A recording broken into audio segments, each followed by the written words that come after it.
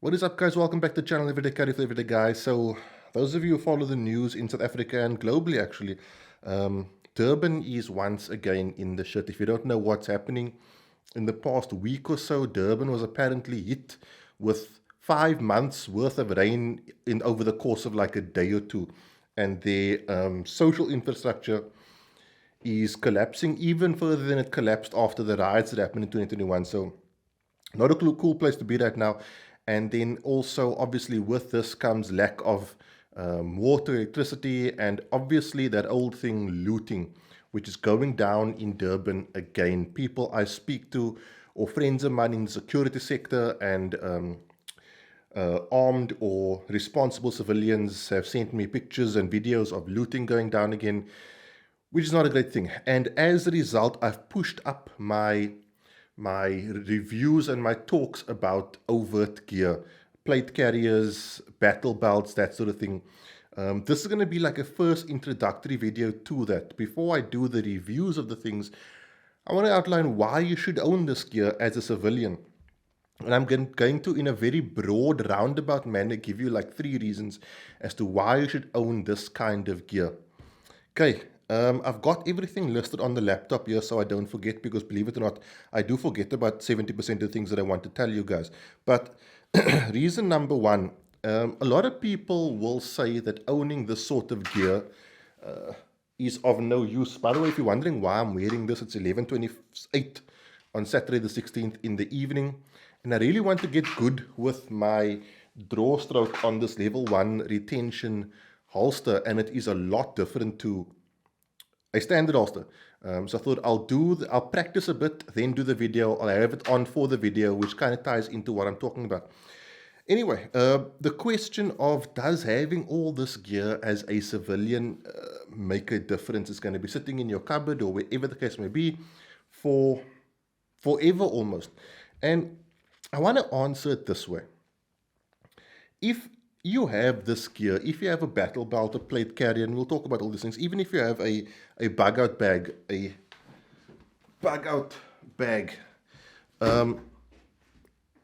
if having that gear in your cupboard or at the edge of your bed allows you to sleep easier at night, that gear is already working, right? It is already a success. And I'll give you this example, a real world example.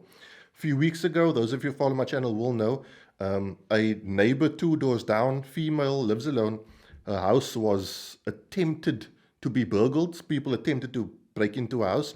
This is at 12 o'clock in the afternoon on a Sunday. So I'm the first person there, and basically they tried to break the door off its hinges. Long story short, they got scared away, and we fixed the door. That woman, right, still wants to. So for the next few days, she slept at my place, right, because she felt unsafe in her home. That woman till today still wants to sleep over at my place because she feels safer, but she has to sort of reorientate herself into sleeping in her own place. But she doesn't have any tools for her personal protection, right? Everything. She's one of those people who kind of believe to a degree it won't happen to me. So if she had these tools, even if she didn't use them, just having them allows her to feel safer in her own home, allows her to sleep easier at night. The gear is then already serving its purpose. You get what I'm saying? You don't have to use your plate carrier, okay? It is just the knowledge that you have it, it's available, and if you need to use it, you could. Now, about plate carriers, right? People really get wrapped around the axle when it comes to plate carriers. And one of the questions I get asked a lot is, when would you ever use a plate carrier? And we're still on topic number 1, by the way, or point number 1. When would you ever use a plate carrier? And I'll give you an example. If I get a phone call today from, say, my sister, and she says, Ryan, the alarm at home is going off. It's the kids that are at home. No one else is there, and they're not answering. Okay? What I'm going to say to her is, phone the police, and I'm on my way. Okay?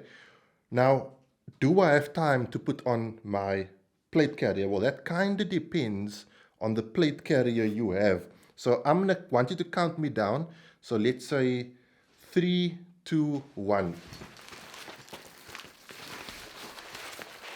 And I'm on my way. Now, is this side not tied up? Wherever it is, can't even get it. There we go. Yes, this isn't tied up, but this isn't the part. There's no, this is webbing over here, right? So this doesn't really even provide me with protection. The reason I have it webbed on this side is because I've got my flashlight on this side, so being able to tighten that webbing would be even more difficult. So I can take this with me into the car, I can put this on and then run to my car and then run to my sister. It could be my sister, my father, my mother, it could be anyone for that matter who needs me for help.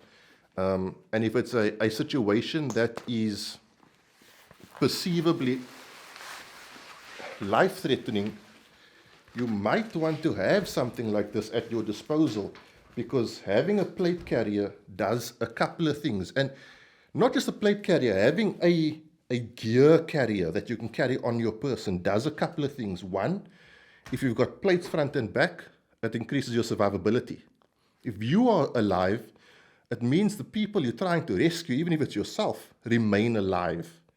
Number two, you can carry gear on it, like medical gear, which means you are able to help yourself and the people you are trying to protect and or rescue, right?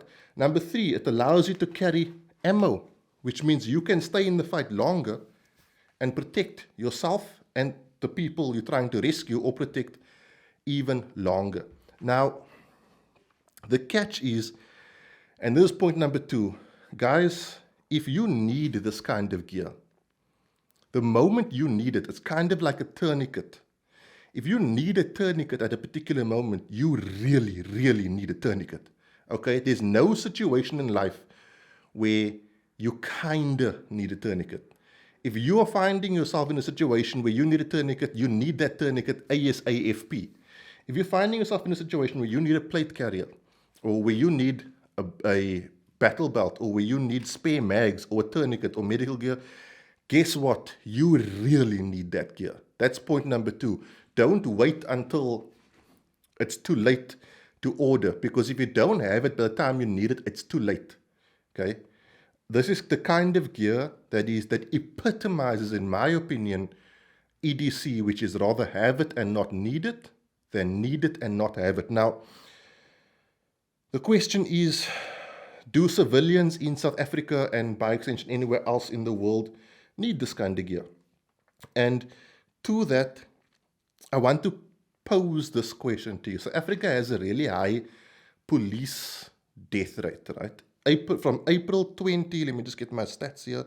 From April 2020 to March 2021, 34 policemen were killed in South Africa, right? This is effectively the murdering of a policeman, which is unacceptable by any standard and or measure, right? Policemen should not ever be targeted, and the fact that they sometimes are is unacceptable and inexcusable, and the people who do this must face the harshest possible penalty for their actions, right? So April 2020 to March 2021, 34 policemen murdered. From April 2021 to June 2021, 5,760 South African civilians were murdered. Okay? Now, I know there are more civilians than there are policemen, so we have to take that into account. But do you get my point? If you are in South Africa, which is one of the murder capitals of the world, and you don't think you need this sort of gear, I don't know what news channel you're watching, right? We live in a really, really violent country, but we also live in a really, really violent time. Don't think like the US and the UK and all those places that they like completely, totally, utterly safe. There are very few places on the planet where it's like really, really safe. Those are generally small communities, right? In huge metropolitan built-up areas, crime is quite common. Okay, so this kind of gear comes in where what's happening in Durban now comes in, where there is a catastrophe or a large-scale social unrest, and it is a situation where civilians have to look after themselves. Now, if you asked yourself, right, if you were going to have one person with you in a fight, who would that person be? So answer it for yourself. And then I encourage you to make strides to become that person. Okay? So I know if there is a violent encounter in my family, 90% of my family want me there. Because A, I have an EDC mindset and gear set. B, I have an EDC skill set, in which case in what I mean by this, I've done Brazilian Jiu-Jitsu, I've done Muay Thai, and I obviously can escalate to lethal if that's what has to happen, right? I've also done courses, medical courses, tactical combat casualty care, stop the bleed. I can't even remember the names of the courses I did in the past few years, or in the past year or two. So I have the mental training as well. Now, what I encourage people to do is if they think I'm the guy they want with them in a fight, they must take measures to become me for someone else, right? And advise the next person to become me for that person. Well, not me, but like better than me. I mean, I'm bang average, or at least what I consider bang average, right? They are better people, better trained than what I am, and those are the people I aspire to. So I always think about it this way: if my mother, father, wife, sister was at a traffic light and someone tried to hijack her or kidnap her, who would I want sitting behind that person to prevent that from happening? Right now in my family, it's me. Right? But I've got to encourage you guys to maybe one day be that for me, because you might be sitting next to or sitting behind my loved one day at a traffic light, and you have to save that person's life. So guys, point number one is if you have the gear and makes you feel safe at night or during the day or in life, it's already serving its purpose. Point number two was that if you need it, you really, really need it. And point number three is, if this is something you are involved in, the everyday carry mindset, skill set, gear set, whatever the case may be, you need to survive, right? You need to survive so that the people around you can survive, so that the sheep or the sheeple can survive. Now, you all know the sheepdog, wolves thing, right? Everyone, if you're watching my channel, chances are you do know it. And I just want to say, the sheep are not the bad guys. The wolves are the bad guys. In fact, the sheep are as important to the sheepdog as the sheepdog is to the sheep. Without the sheep, there is no need for the sheepdog, okay? And so people will always need protecting. And those of us who desire to protect need more gear. We need to make sure we are properly kitted out mentally and physically and material-wise to maximize our chances of survival, so that the other people around us who aren't get their chances of survival maximized and hopefully in the future become everyday carriers. So we need to survive so that other people can survive. So we need bug out bags, right? I need to have the ability to source water from this bag, or to at least purify water from this bag. I need to have the ability to survive in a degree of comfort to ensure that I can continue the fight so other people can continue to live. Okay, because at the end of the day, it's not every man for himself, right? We've got to work in community, so whether you're bugging in or bugging out, it's very community driven, right? And so those are my main three reasons. Some of the things I just want to add on to that, right? First and foremostly, I need to get something. Give me 1 second. So guys, you don't need the best of everything, okay? This is a placard from Cerberus Tactical Africa, made by D Tactical. It's like between $300 and $500. I can't remember exactly. I am going to make a small little chest carrier out of this, using the cheapest shit material well, not the cheapest shit, the cheapest material I can find, to make a small little carrier out of this, so that if I don't want to carry my vest and I just want a small little carrier on me that can even go underneath the shirt, I have that capability. This has 2 pistol mags and 2 rifle mag carriers. I took the plastic piece out of the mag carriers because it's velcroed, so I'm going to put some med gear or something in here. And I'm planning on basically just getting clips. This has like those quick clips, and looping it around my neck and looping like a strap around the bottom to go around my waist. So don't get hung up on you need to have the best gear. There are certain non-negotiables, like your plates in your plate carrier. You can get the plates I recommend on my website. I just want to add something. I don't make a cent on that sale, right? That is literally the price that I can get it for. I don't make one single cent. They level 3 plates. All the specs are on the website. And the people I spoke to who trust who've worn these plates in actual combat have said it works. It's a proudly South African product, so that's why I'm pushing it. Right? If you're in America, push the American products. If you're wherever else, push the products of your local that's supplied locally, so that you can increase the capability of your local suppliers to get that gear. If you can't, at least buy an overseas product from a local supplier, so you're helping out your local economy. But it doesn't have to be the world's most expensive stuff. Also, like a holster like this, right?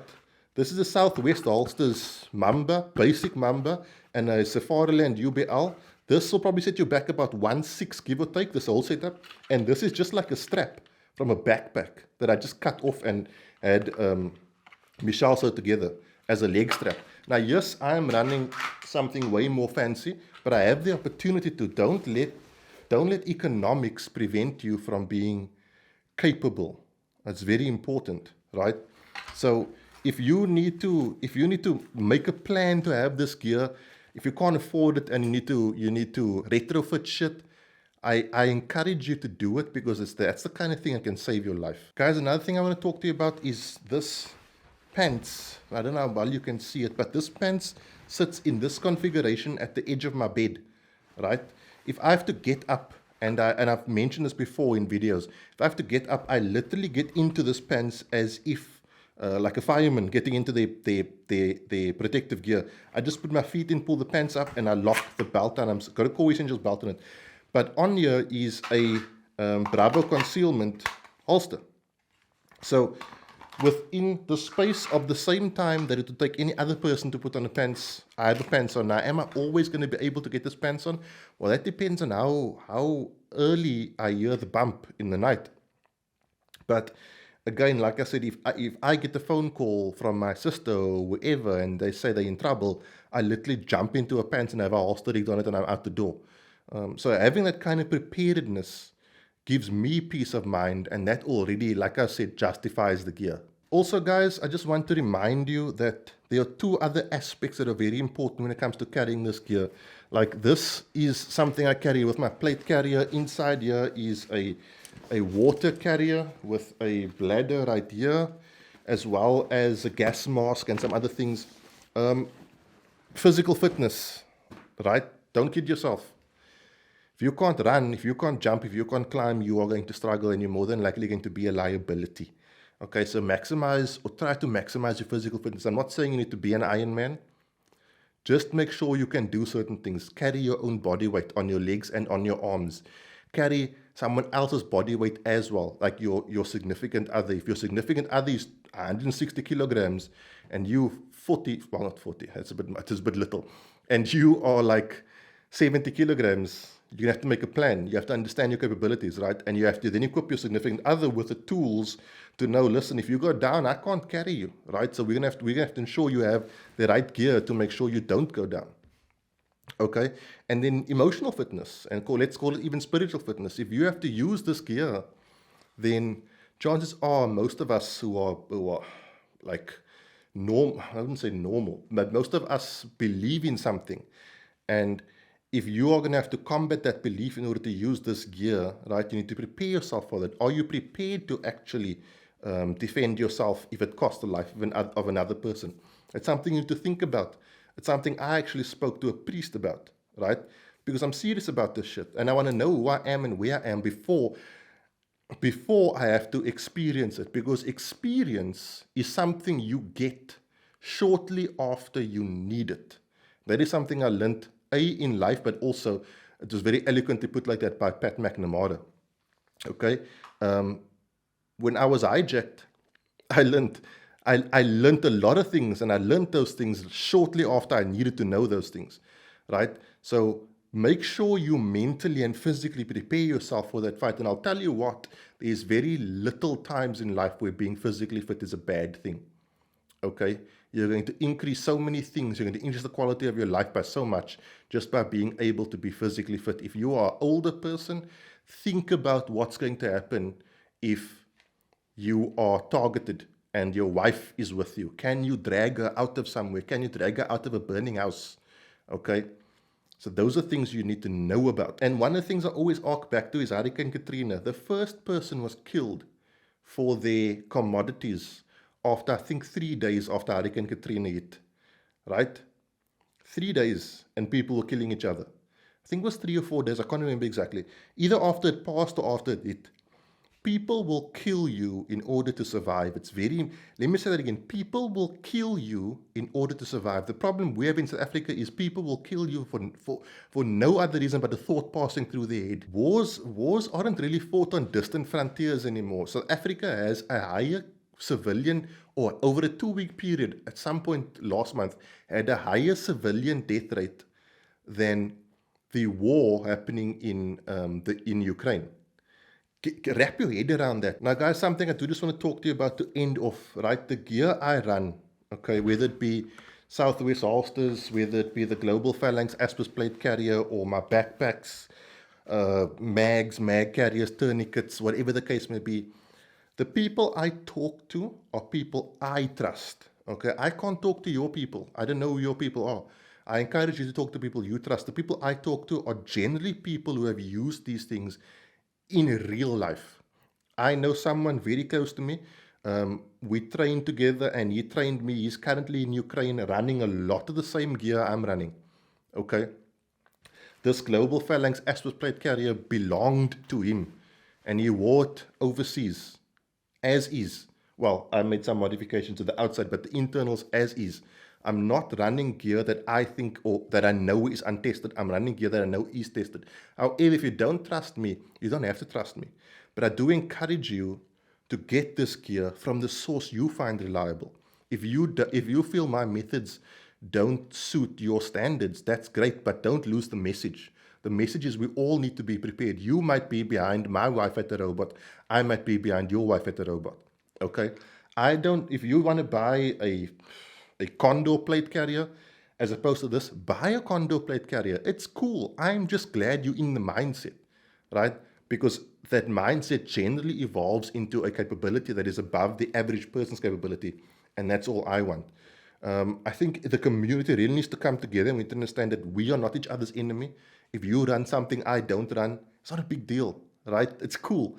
I generally don't mind people running anything, you know. I try to give people the best advice I can based on my experience and the experience of the people I trust. But at the end of the day, everything on the channel is an opinion. Nothing is a recommendation. Personally, I feel we all need this gear. That's my opinion, and I'm really strong about it. So over the coming weeks, we are going to be talking about my plate carrier, my belt setup, my backpack that goes with the plate carrier, my bug out bag. So if that is something you're interested in, maybe you want to subscribe to this channel. If not, that's cool. Guys, that is it. Please be safe if you are in Durban or pretty much anywhere in South Africa. Train hard. I'll see you soon for a review. Cheers. God bless.